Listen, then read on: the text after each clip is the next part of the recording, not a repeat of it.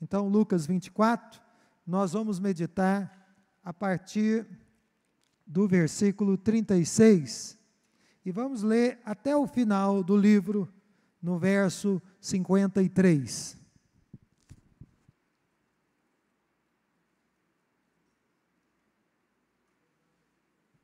Os que encontraram, digam amém. Vamos fazer essa leitura então.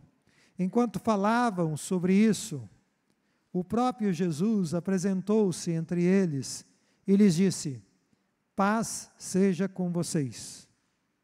E eles ficaram assustados e com medo, pensando que estavam vendo um espírito. Ele lhes disse: por que vocês estão perturbados? E por que se levantam dúvidas em seus corações? Vejam as minhas mãos e os meus pés, sou eu mesmo. Toquem-me e vejam, um espírito não tem carne nem ossos, como vocês estão vendo que eu tenho. Tendo dito isto, mostrou-lhes as mãos e os pés. E por não crerem ainda, tão cheios estavam de alegria e de espanto, ele lhes perguntou: vocês têm aqui algo para comer? Deram-lhe um pedaço de peixe assado, e ele o comeu na presença deles. E disse-lhes: foi isso que eu lhes falei enquanto ainda estava com vocês. Era necessário que se cumprisse tudo o que a meu respeito estava escrito na lei de Moisés, nos profetas e nos salmos. Então lhes abriu o entendimento para que pudessem compreender as Escrituras.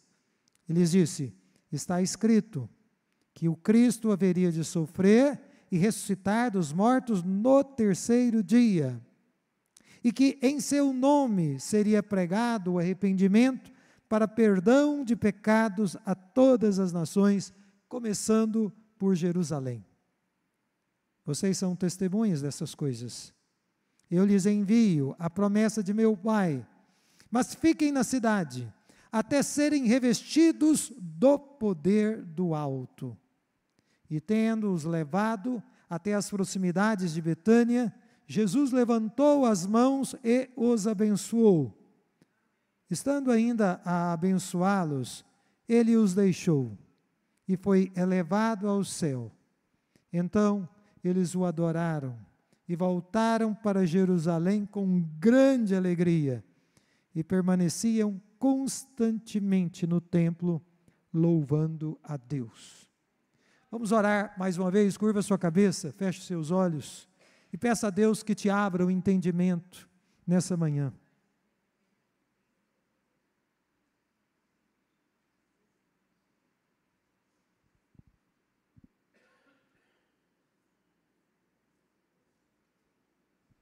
Pai Santo, em nome de Jesus, abra a nossa compreensão para que possamos entender a Tua palavra. Que o Teu Espírito Santo, autor das Escrituras, esteja nos esclarecendo nesta manhã acerca da ressurreição do Senhor e do quanto isso está intimamente ligado, associado à nossa nova vida em Cristo Jesus. O quanto isso está intimamente associado à nova natureza que o Senhor nos deu em Cristo Jesus. Ministra aos nossos corações e remove todos os obstáculos que se colocam entre nós e o Senhor. É a nossa súplica, em nome de Jesus. Queridos irmãos, então, nessa manhã, nós vamos estar meditando a partir desse tema, a ressurreição de Cristo e a sua ligação com a nossa nova vida em Cristo Jesus. Eu vi essa semana, talvez muitos de vocês também viram, um mini documentário da BBC, e eu já tinha visto alguma coisa a respeito, mas fiquei bastante impressionado com esse documentário, mostrando que bilionários estão investindo uma verdadeira fortuna na construção de bunkers luxuosos. E é claro que esses bunkers luxuosíssimos são destinados às pessoas mais poderosas do nosso mundo e do nosso tempo ao redor do globo. E eles são muito diferentes, é claro, daqueles bunkers que foram construídos, não é, por ocasião, por exemplo, da Segunda Guerra Mundial, ou por ocasião dos mais altos temores que se elevaram durante a Guerra Fria, quando cogitou-se várias vezes que poderia haver uma guerra nuclear. Então, são construções sofisticadíssimas, que foram ou estão sendo edificadas nas profundezas da terra, com toda uma estrutura para manter aquelas pessoas. Pelo que eu vi na matéria, são verdadeiras mansões que têm como objetivo muito simples fugir de qualquer cenário e ameaça apocalíptica. O que eu gostaria de ver, lamentando junto com vocês, porque foi um lamento que eu também fiz quando li e vi a matéria, é que quando for a hora desses bilionários, a hora pré-determinada por Deus, eles não vão conseguir evitar a morte, mesmo que estejam dentro dos seus bunkers sofisticadíssimos. Eles não vão conseguir evitar. Eles também não vão conseguir evitar o cumprimento ipsis literis das profecias bíblicas, por mais que eles pensem que estão protegidos, que estão guardados e que vão poder se esquivar do que vem por aí. Então, para eles, infelizmente, o medo da morte continua. Mas o Evangelho do Senhor Jesus Cristo, as boas novas do Senhor Jesus Cristo, trazem a eles e a todos nós boas notícias.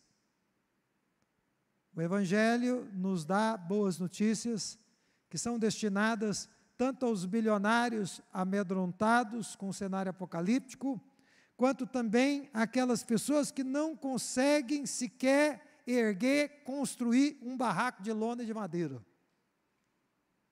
As boas novas são tanto para um grupo, quanto para o outro grupo.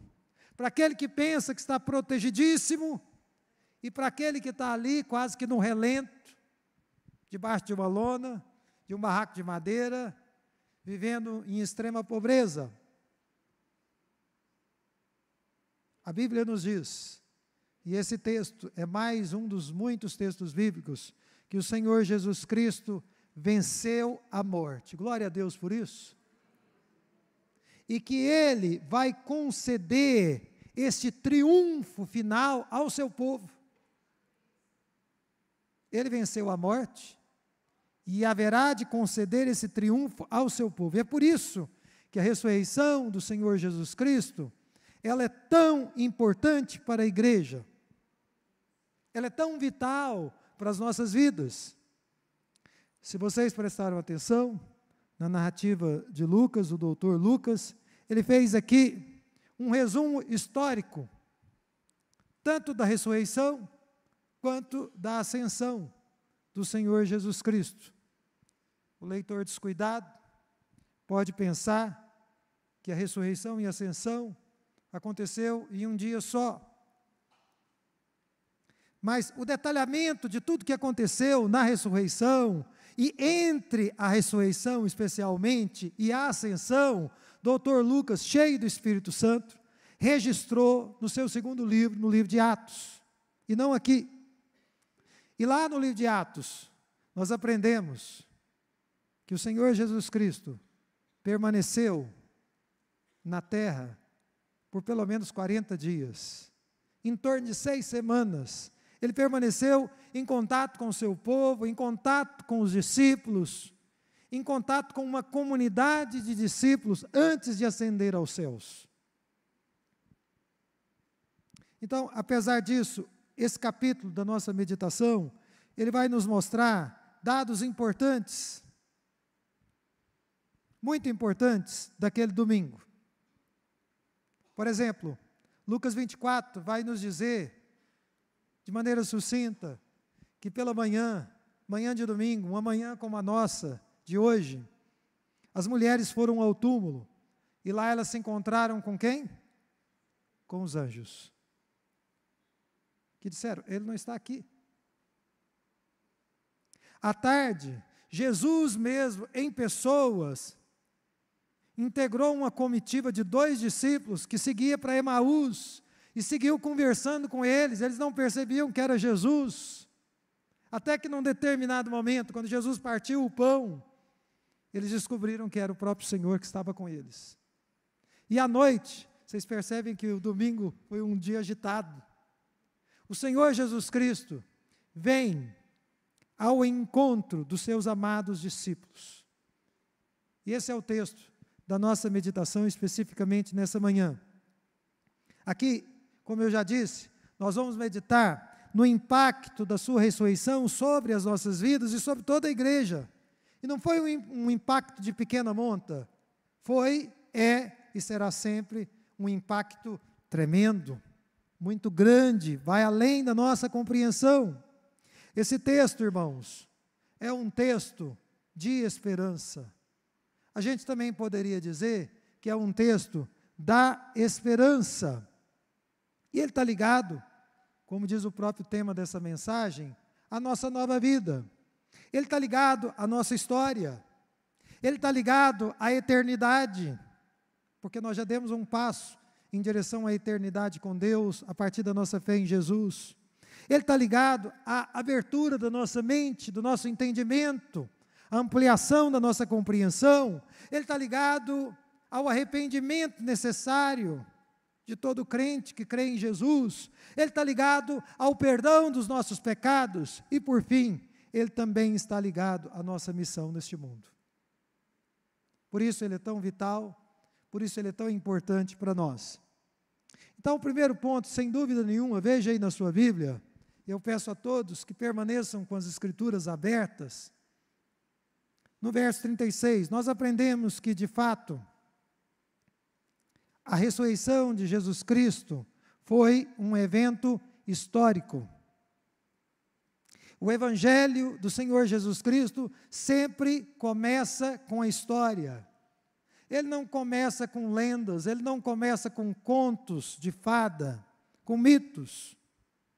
Antes de ser uma experiência pessoal ou comunitária do povo de Deus, o Evangelho é história, real, verdadeira. E os discípulos, no caminho de Emaús, eles tinham acabado de compartilhar a boa nova que eles haviam vivenciado ao lado de Jesus, a maior parte do tempo sem saber que era Jesus. E eles disseram aos 11 discípulos o seguinte, acompanhe aí na sua Bíblia, é verdade, isso está lá no versículo 34, é verdade, o Senhor ressuscitou e apareceu a Simão.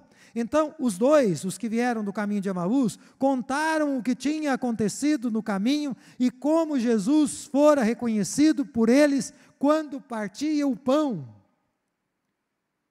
Mas os 11, apesar de ouvirem algumas testemunhas, e esses dois caminhantes na trilha para Emaús, os 11 não acreditavam ainda. Eles pensavam que aquilo era uma ilusão, que aquilo era uma fantasia. Talvez por isso mesmo, nós não sabemos, o próprio Jesus decidiu vir, naquele momento, ao encontro dos 11. Por quê? E para quê? Para assisti-los na sua fraqueza. Não é isso que acontece muitas vezes conosco? Muitas vezes, na nossa fé, nós estamos enfraquecidos, debilitados, e o Senhor vem ao nosso encontro, de muitas maneiras, para nos consolar, para nos animar. Diz o texto, veja lá o versículo 36, enquanto falavam sobre Jesus, o próprio Jesus apresentou-se entre eles. Jesus veio ao encontro de seus discípulos, exatamente no momento em que eles falavam sobre Ele. Já aconteceu isso com vocês?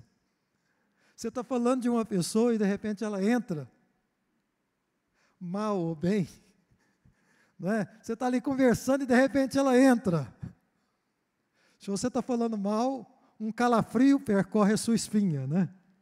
Se você está falando bem, olha aí, puxa vida, eu estava falando bem dele, dela, e de repente, eis aqui, ele aparece, ela aparece. E quais foram as suas primeiras palavras? Foram palavras de censura? Foram palavras de reprimendas? Foi isso que Jesus disse? Não. Foram palavras de consolo. E palavras, na minha opinião, de grande encorajamento. Jesus disse: paz seja com vocês. Eu aproveito para dizer aqui que a gente saúda as pessoas com a paz do Senhor. Algumas pessoas não têm esse hábito. Então, bom dia, boa tarde, boa noite, paz do Senhor, graça e paz. Tem várias maneiras de nós saudarmos uns aos outros. Mas o que eu gostaria de dizer é que isso é bíblico. Nós estamos abençoando os nossos irmãos com a paz do Senhor. Aquela que nós recebemos e que queremos compartilhar com as pessoas. Algumas pessoas não dão paz do Senhor por vergonha, por constrangimento da fé. Eu há muito tempo que quando as pessoas me perguntam qual é a minha religião, eu sempre digo de cara, porque é a maneira mais estridente de dizer: eu sou crente. Ah, você é crente, então você é evangélico. Eu sou crente em Cristo Jesus. Eu quero expor, publicar, tornar público a minha convicção, a minha fé e o meu posicionamento. Agora, irmãos, uma coisa é você falar sobre Jesus, como eles estavam arrazoando lá naquele lugar em que eles estavam reunidos. Outra coisa bem diferente é você falar com Jesus. São duas coisas diferentes. Deus, em sua graça, deseja que nós, seu povo, não apenas fiquemos falando sobre Jesus, falando sobre teologia com as pessoas. Deus deseja que nós nos dediquemos a Ele. Deus deseja que gastemos tempo na presença dEle, conversando com Ele, ouvindo o que Ele tem a falar conosco. É bom falar sobre Jesus, mas primeiro é preciso falar com Ele. Gastar tempo na presença dEle, abrindo o nosso coração e permitindo que Ele dirija as nossas vidas. Amém? Eu espero que vocês estejam gastando tempo falando com Ele, porque aí vocês vão ter munição para falar sobre Ele, e autoridade, e unção para falar sobre Ele. O evangelismo muitas vezes é pífio, porque falta vida com Deus, vida no altar de Deus. Nós devemos abrir o nosso coração a Jesus, e eu penso que assim como Jesus e a sua ressurreição foram eventos históricos, Jesus foi uma pessoa histórica, nós devemos tornar Jesus a chave da nossa história pessoal. Deve haver um antes de Jesus e um depois de Jesus na nossa vida. Nós não podemos seguir a nossa vida como se nós sempre fomos as mesmas pessoas. Não. Precisa haver um momento em que Jesus entra, mudando a nossa história. E nós precisamos ter clareza desse momento. Aliás, quando Jesus se torna essa peça-chave na nossa história, nós ganhamos ânimo para nos alegrarmos com Ele e por Ele, sem sentir vergonha de Jesus. Eu espero que ninguém aqui, na situação mais adversa e de maior oposição à sua fé, que ninguém aqui tropece em ter vergonha de Jesus. Tropece em ter vergonha de se identificar como sendo um dos dele, um daqueles que pertencem a Ele. Mas, se nós seguirmos aqui a nossa leitura do nosso texto, no versículo 37 até o 43, nós vamos ver que a ressurreição de Jesus, ela nos faz ver além da morte. Os discípulos estavam vendo ali o Cristo ressurreto. Eles tiveram ali um vislumbre da vida após a morte na pessoa de Jesus. E qual foi a reação dos discípulos? Olha aí na sua Bíblia. Qual foi a reação que eles tiveram? Naturalmente, diz o texto bíblico, que foi de susto, foi de medo, foi de espanto e foi de, segundo Jesus, perturbação.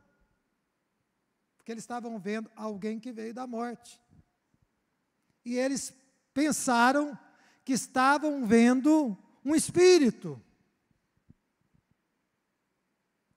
A perturbação da alma dos discípulos, ela se devia provavelmente, segundo Jesus, às muitas dúvidas que naquele momento, mesmo diante de Jesus, eles nutriam nos seus corações.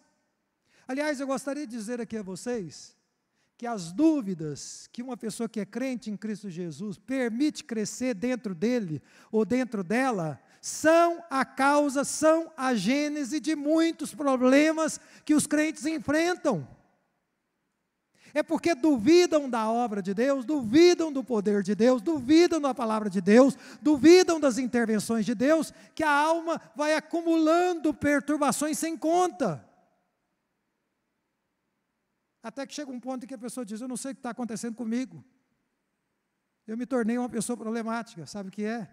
Você permitiu que a sua alma acumulasse, entesourasse muitas dúvidas, muitas incredulidades na sua caminhada. Nós duvidamos, nós somos incrédulos, e é por essa razão que muitas vezes nós nos encontramos espiritualmente abatidos. Quando uma pessoa está vivendo a incredulidade, ela pensa assim, o Senhor não é por mim, o Senhor não me ama, o Senhor não se importa comigo. Mas Jesus era real. E Ele estava ali, bem ali, diante dos seus discípulos. E Ele havia, sim, vencido a morte. Ele havia triunfado sobre a morte. E a visão que eles estavam tendo de Jesus era, claro, uma visão de uma esperança que eles não conseguiam dimensionar. E o coração deles, ou os corações deles, eles estavam abalados, porque era algo completamente desconhecido. Não é isso que acontece conosco? Quando você vê algo completamente desconhecido, que não tem parâmetro nenhum para aquilo que está diante de você, você fica estremecido. Aquilo mexe com você de alguma forma. Queridos irmãos, muitas vezes Deus está bem diante de nós. Deus está manifestando a sua presença, manifestando o seu poder, Deus está manifestando a sua graça e nós permanecemos incrédulos, obscurecidos no nosso entendimento. Obscurecido no nosso entendimento por causa das ideias humanas, ideias que a gente ouviu do influencer tal, do professor fulano, de um autor tal. E tudo isso faz com que fiquemos ali abalados. Meus queridos, a realidade de Deus, assim como a manifestação de Deus, muitas vezes nas nossas vidas, muitas vezes será incompreensível. A maneira como Deus te aborda, ou a maneira como Deus elegeu tratar com você, com a sua família, com as suas coisas, nem sempre você vai compreender todos os detalhes, como começa e como termina. Isso porque os nossos padrões, os nossos paradigmas, eles são tacanhos, eles são muito pequenos, diante da grandeza, da imensidão do Senhor que está diante de nós. Vocês concordam comigo que o Jesus ressurreto, que estava ali, diante dos 11, ele estava tocando no maior temor que assombra a humanidade, não é verdade?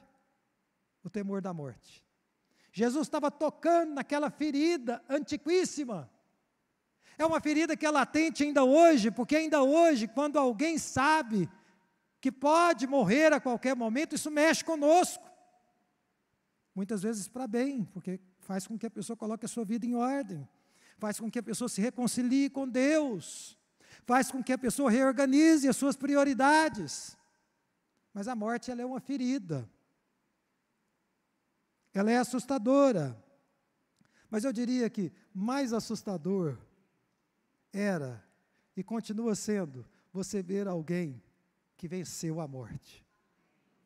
E por isso o coração dele estava como aquele terremoto que aconteceu lá na Tailândia, em Mianmar, flutuante, abalado, porque tudo que eles entendiam estava comprometido naquele momento.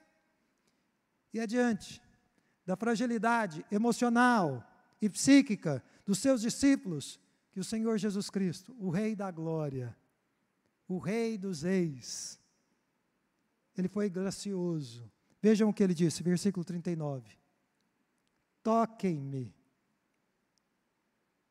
e vejam, um espírito não tem carne, nem ossos, como vocês estão vendo que eu tenho. Além disso, o Senhor Jesus Cristo mostrou a eles o sinal da cruz. E qual era o sinal da cruz? As mãos com as suas chagas, com as suas feridas, e os pés com as feridas que foram feitos no madeiro do Calvário.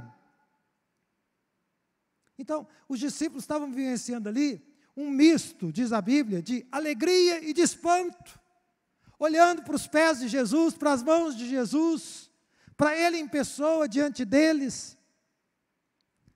E a alegria era grande porque o Mestre estava vivo. Ele tinha sido chicoteado, açoitado, tinha apanhado tanto que quase não conseguiu carregar a sua cruz, precisou da ajuda de Simão, de Cirene, e ele estava ali revigorado, diante deles, diante do Senhor, e espanto, porque aquela situação, como eu disse, superava em muito a razão deles, e superava em muito todos os seus sentidos. Quando nós caminhamos com Deus, às vezes Deus pode fazer coisas que vão superar em muito a nossa razão e os nossos sentidos. E nós precisamos, em fé, estar preparados para isso. Nós precisamos estar preparados para esse momento. Para Jesus se tornar ainda mais acessível, na sua graça, Ele propôs comer alguma coisa, não foi? Não é isso que o texto diz? E o que os discípulos deram a Ele? Irmãos, aqueles eram homens simples, humildes, eles não tinham muitos recursos. O que eles tinham ali era a comida mais humilde que uma família pobre poderia ter, um pedaço de peixe assado. E o Rei da Glória, o Rei dos Reis, tomou aquela comida humilde, simples, e comeu. De forma que aqueles homens, assustados, espantados, tiveram os seus corações acalmados, com uma demonstração ainda maior da preservada humanidade de Jesus após a sua ressurreição. Como eu disse, eles perceberam nesse momento que Jesus não era um espírito que tinha vindo do além, e que Jesus não era uma pessoa que simplesmente tinha quase morrido e ressuscitado, por um processo de ressuscitação, uma técnica. Não, não. Quem estava diante deles era o Senhor, a quem eles haviam servido, com quem eles haviam convivido por 3 anos. Era o Senhor que havia, depois da cruz, mergulhado na morte, e de lá voltou com um corpo que preservava muitas das qualidades, dos atributos que ele possuía antes do Calvário, mas que também tinha novas qualidades completamente diferentes. Qualidades que permitiam que Jesus atravessasse as paredes, e qualidades que permitiam que Jesus se comportasse contra a lei da gravidade, subindo aos céus na ascensão. Então, num certo sentido, Jesus estava diante deles com um corpo, com algumas características que ele tinha antes, mas com novas características que ele havia recebido. Sabe por quê? Porque Jesus foi, segundo a Bíblia, as primícias da nova criação. Então, os discípulos entraram em contato com o Rei da Glória, e entraram em contato um pouquinho com aquilo que é o destino deles, que é o nosso destino. Esse corpo que você tem, que eu tenho, não vai durar para sempre. com essas características, e todos nós aqui estamos envelhecendo. Mas o corpo que o Senhor haverá de nos dar na ressurreição, esse permanecerá por toda eternidade, com características que vão muito além da nossa compreensão. Nesse tempo de tantas ameaças, terremotos, ameaças de guerras nucleares, ameaças políticas, geopolíticas, econômicas, a palavra de Deus nos faz ver além desses temores, e o maior temor é o temor da morte. Se nós conseguimos enfrentar o temor da morte, nós estamos preparados para enfrentar qualquer outro temor, amém? E é da vontade de Deus que os seus exércitos santos, e você faz parte desse exército, se não faz parte, Deus está te chamando a fazer parte dele, vivam em confiança no Senhor, apesar das ameaças. Mas é interessante, veja aí a partir do versículo 44, que é o Cristo ressurreto, que vai abrir o entendimento dos seus amados discípulos, e que tem o poder de abrir também o nosso entendimento. Vocês vejam que diante da maravilha encarnada no Senhor Jesus Cristo, a cabeça dos discípulos estava um pouco confusa, não estava? Naquele momento.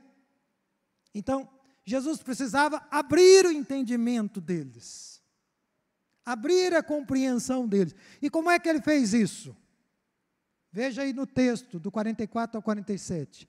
Ele fez isso relembrando aos seus amados as suas palavras e também as palavras das Escrituras do Velho Testamento.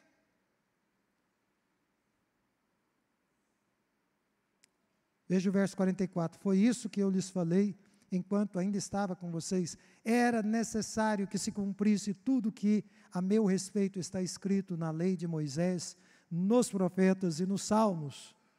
Então, naquele momento, irmãos, houve uma atuação sobrenatural do Senhor. Jesus abriu a mente dos discípulos, e assim diz o texto no versículo 45, se lhes abriu o entendimento para que pudessem compreender as Escrituras. Se alguém aqui quer de todo o coração compreender a palavra de Deus, compreender as boas novas do Evangelho, precisará da ajuda de Deus. Precisa da ajuda de Deus. Do contrário, essa pessoa vai ficar apenas na superfície. Vai conhecer a letra, mas não vai ter acesso ao espírito da palavra. Os olhos do coração vão permanecer vendados, obscurecidos, para entender as verdades eternas que se aplicam a nós e se aplicam a todas as pessoas que caminham e que vão caminhar com Deus. Naquele momento, como o Senhor Jesus atuou sobrenaturalmente na mente dos discípulos, eles puderam finalmente compreender a palavra de Deus.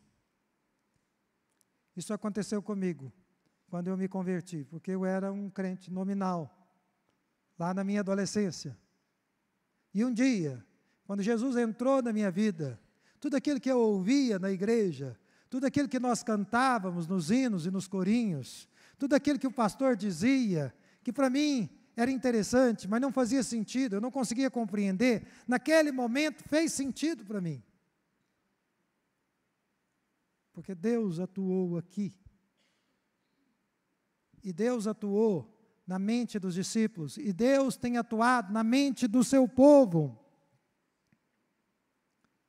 Quando Deus abre a nossa mente, nós nos tornamos sábios nas Escrituras. E não sábio, vamos dizer, em revelações. Não, não é isso. A sabedoria que Deus nos dá é uma sabedoria que se baseia na palavra de Deus. E que emana da palavra de Deus. Então, naquele momento, tudo fez sentido para os apóstolos. Eles entenderam que Jesus, ele era o cumprimento de tudo aquilo que Moisés, Davi e os profetas haviam dito. Sabe quando você liga os pontos? Sabe quando você consegue entender o mapa geral, você consegue entender o que Deus estava fazendo na sua vida. Ah, meus queridos irmãos, como nós precisamos de graça de Deus para romper com a nossa ignorância, porque nós somos, por natureza, ignorantes. Nós precisamos de graça de Deus para ouvir a palavra de Deus. Nós precisamos de graça de Deus para praticar a palavra de Deus.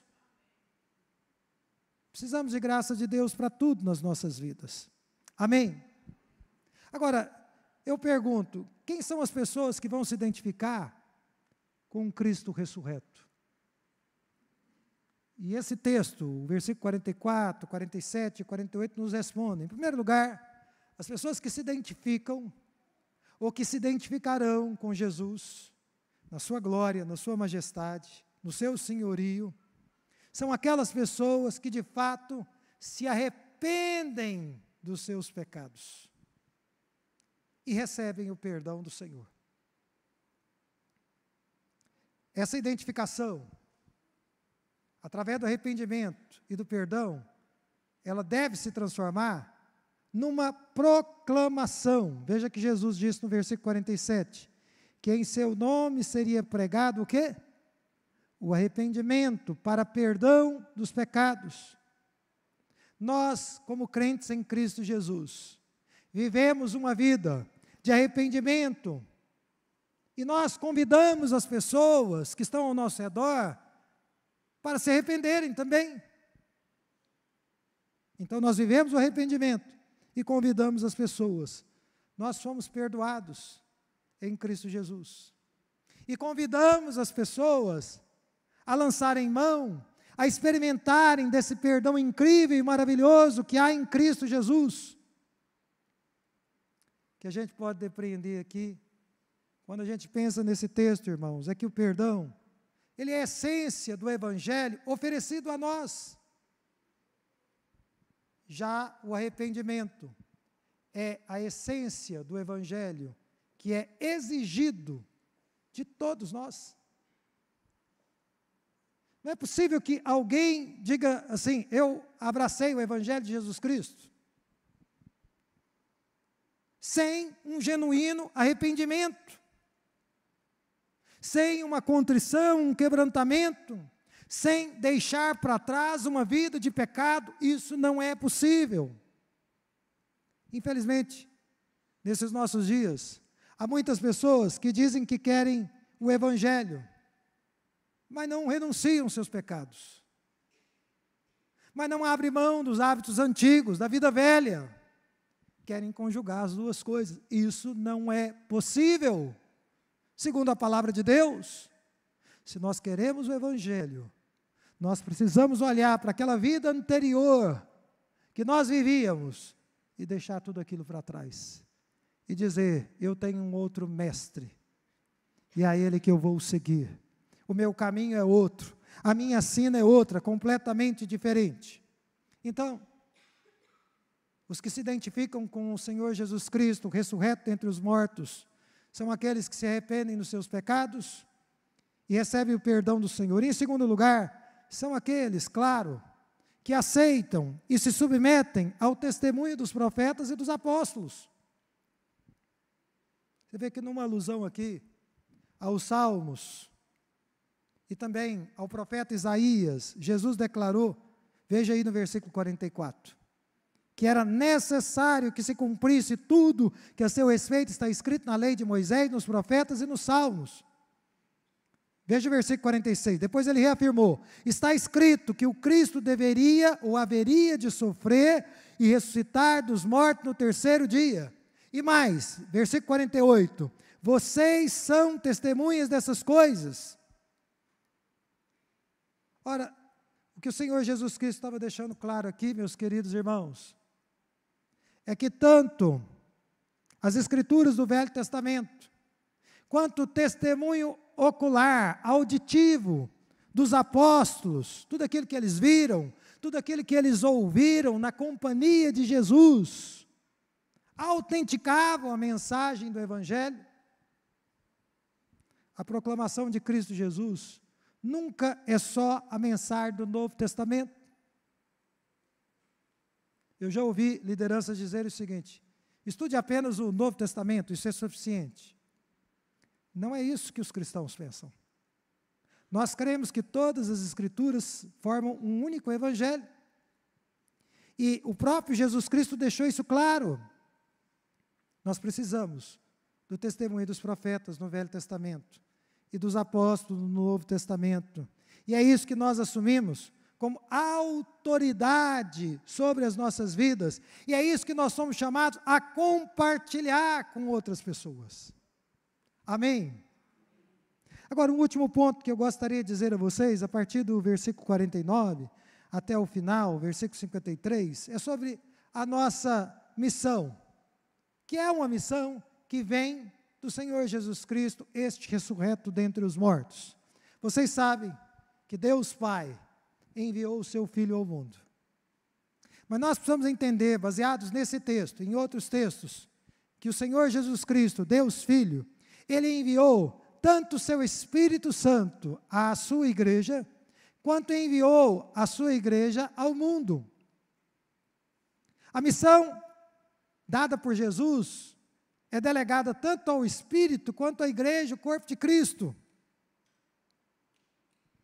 É por isso que a gente pode dizer o seguinte: o Espírito Santo pertence à igreja, e a igreja pertence ao Espírito Santo.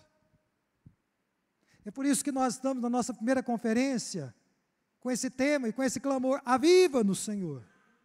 Porque nós precisamos desse enchimento renovado do Espírito nas nossas vidas. Irmãos, quando uma igreja, quando um crente é cheio do Espírito Santo, ele não consegue agir diferente. Ele é levado a proclamar o Evangelho do Senhor Jesus Cristo, ele é levado a cumprir a sua missão no mundo. Homens e mulheres cheios do Espírito Santo são homens e mulheres que estão sempre pregando o Evangelho, anunciando o Evangelho a quantas pessoas forem possíveis. Aí você pode pensar: pastor, o senhor está falando de missões transculturais? Sim, também. Mas eu penso que a nossa missão principal está relacionada ao lugar onde Deus nos colocou, onde Deus nos plantou e onde Ele abriu portas. Porque às vezes eu vejo irmãos pensando muito na missão fora do país e não vão cuidar da igreja local, e não vão cuidar da sua comunidade no entorno. Nós temos uma responsabilidade com o setor Bueno e setores adjacentes, temos uma responsabilidade com a cidade de Goiânia e municípios adjacentes da Grande Goiânia, temos uma responsabilidade com o nosso estado de Goiás, temos uma responsabilidade com o Brasil e depois com as nações. Nossa igreja colabora com o trabalho missionário fora do Brasil. Todavia, nossa primeira responsabilidade é aqui, onde Ele nos plantou. Qualquer igreja ou pessoa que viva algo diferente está vivendo uma contradição. E para quem nós somos enviados? O texto bíblico nos diz em Lucas: para todas as nações. O que Lucas quis dizer com isso ao registrar aqui as palavras de Jesus, não é? Jesus quis dizer: olha, vocês são enviados tanto a judeus quanto a gentios. A todas as pessoas. Nós oramos todos os domingos, em todas as escolas bíblicas e cultos públicos, por Israel. Clamamos a Deus por essa nação, mas a nossa oração tem inclusa, embutida nela, a oração pela salvação do povo judeu, porque eles não são salvos. Sem Jesus vão para o inferno como qualquer outra pessoa. Mas nós oramos e abençoamos a nação de Israel, a nação dos povos árabes. Nós clamamos por essas nações também. Aliás, eu noto que aqui no mundo ocidental, quando as pessoas fazem o que elas estão fazendo, fizeram ontem, na universidade em que eu estudei, aqui em Brasília, queimando bandeiras de Israel, eu penso que eles não sabem o que eles estão fazendo. Isso é fruto de uma grande ignorância. E a maioria das pessoas que fazem esses atos, normalmente tem causas e bandeiras que são antagônicas ao cristianismo. E normalmente elas se levantam contra a igreja do Senhor também. Por isso nós precisamos pensar muito bem, antes de emitir a nossa opinião, porque você pode estar emitindo uma opinião favorável a alguém que é contra o povo de Deus, que é contra a igreja do Senhor Jesus Cristo. Como nós costumamos dizer aqui na igreja, não há ninguém na face da terra, nem mesmo os judeus, que estejam dispensados da necessidade de salvação em Cristo Jesus. Irmãos, eu estou me encaminhando aqui para concluir, mas quando estava preparando essa mensagem, eu me lembrei que, quando os discípulos ouviram de Jesus, que ele iria partir, lá no Evangelho de João, que nós vamos começar a ler a partir de amanhã, diz o evangelista João, que eles ficaram muito tristes e abatidos. Mas agora, quando eles viram o Senhor Jesus Cristo subindo aos céus, o que é que Lucas nos diz da reação deles? Eles foram tomados de alegria, de grande alegria. E foi dessa maneira que eles deram testemunho do Senhor Jesus Cristo. É dessa maneira que nós devemos dar testemunho de Jesus. Eu não consigo imaginar um crente em Cristo Jesus de cara carrancuda falando de Jesus para outras pessoas. Ou simplesmente chamando atenção porque as pessoas estão se vestindo de maneira A, B ou C. Nós cremos que Deus muda o exterior das pessoas, mas primeiro precisa mudar o coração. Se eu insistir, eu repito aqui, já falei isso na igreja, para que as pessoas mudem o exterior, sem mudar o interior, não vai acontecer nada. Mas se Deus muda uma homem ou mulher, ele ou ela vai mudar a sua maneira de vestir, e de falar, e os lugares em que frequenta, e os hábitos que mantém na sua vida. Porque a obra de Deus é de dentro para fora. Depois que Jesus subiu aos céus, para onde que eles foram? Veja aí no versículo final. Permaneciam constantemente no templo, louvando a Deus. Eu quero concluir fazendo aqui 4 breves aplicações, nós vamos orar e vamos encerrar. Amém? Em primeiro lugar, irmãos, o Senhor Jesus Cristo venceu a morte. Isso é motivo de alegria para você? É claro que é, porque significa que você também, nele, por ele, vai vencer e vai triunfar sobre a morte. Isso foi um fato histórico. Agora, a pergunta é, esse Jesus histórico que venceu a morte, já faz parte da sua história? É a peça-chave na sua história? Nisso, todos nós aqui devemos pensar nessa manhã. Se Jesus ainda não tem esse lugar central na sua história, eu quero convidá-los a fazer dele o eixo fundamental da sua vida. Em segundo lugar, a ressurreição de Jesus nos faz olhar para além desse mundo e até para além da própria morte. Então, o raciocínio é muito simples, é o que eu já disse. Se ele ressuscitou e nós estamos nele, diz o apóstolo Paulo, nós ressuscitaremos com ele. E nós podemos dar cada passo que Deus nos permite dar nessa vida, com confiança de que a mão poderosa do Senhor vai estar lá para nos sustentar e para nos amparar no momento mais adverso, inclusive no momento da nossa partida, em que formos nos encontrar com Ele. Amém? Em terceiro lugar, somente o Senhor pode abrir o nosso entendimento para nos dar a compreensão de 3 coisas, do que aconteceu lá no passado e que está registrado na Bíblia, para nos dar discernimento do que está acontecendo agora na nossa vida, e as coisas que estão acontecendo agora exigem de nós um posicionamento, e também para nos dar discernimento do que vai acontecer no futuro. Nós precisamos de discernimento nos 3 tempos. Somente Deus pode nos tocar e abrir a nossa compreensão. E é por isso que nós precisamos enraizar as nossas vidas nas Escrituras, naquilo que nós aprendemos no Velho e no Novo Testamento, naquilo que nós aprendemos com os profetas e com os apóstolos. Irmãos, que Deus possa nos dar discernimento, que Deus nos guarde dos falsos profetas. Por último, nós estamos vendo uma onda de falsos profetas mirins, de crianças que estão sendo colocadas em púlpitos, crianças que não têm nenhuma maturidade, e que muitas vezes estão ali falando coisas que não procedem de Deus, e uma multidão de pessoas que deveria ter discernimento, que deveria estar enraizado na palavra de Deus, está ali acolhendo toda aquela verborragia, que muitas vezes não procede do Senhor. Que Deus nos dê como igreja discernimento espiritual, baseados nas Escrituras, baseados no que disseram os profetas e os apóstolos, e que a nossa vida seja dirigida pela sua palavra. Amém? Vamos ficar em pé nesse momento?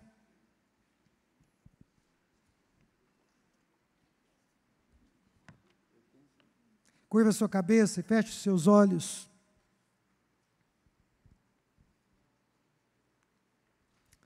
Tem uma nova vida que Deus planejou para você e para mim. Essa nova vida tem começo, tem desenvolvimento, e ela desemboca no Cristo ressurreto, naquele que venceu a morte.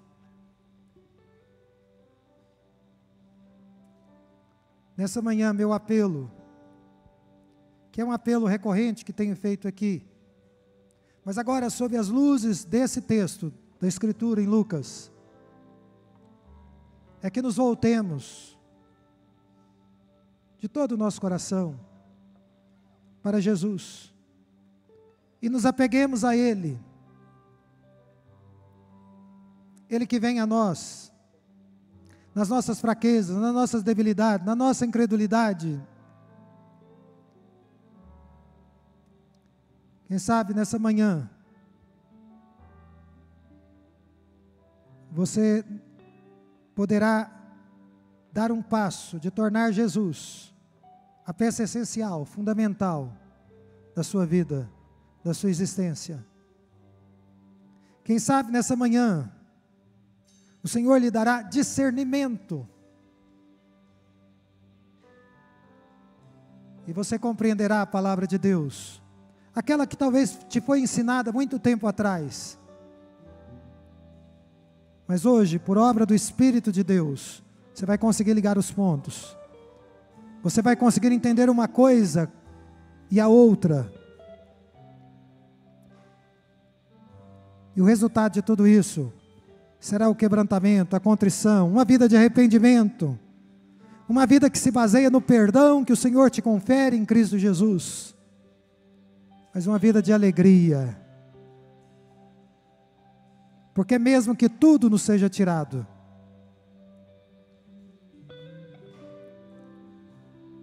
um dia triunfaremos com Cristo.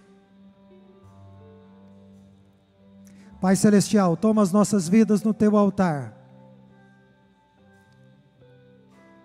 Ó Deus querido, que a visão de Jesus ressurreto dentre os mortos, ela seja para nós nessa manhã de grande conforto, de grande encorajamento.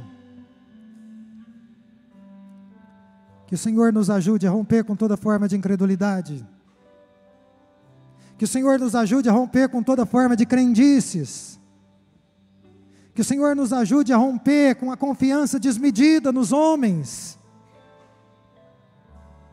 Mas que por Tua graça estejamos ancorando o nosso coração, as nossas almas em Ti e na Tua palavra. Nas promessas de vitória.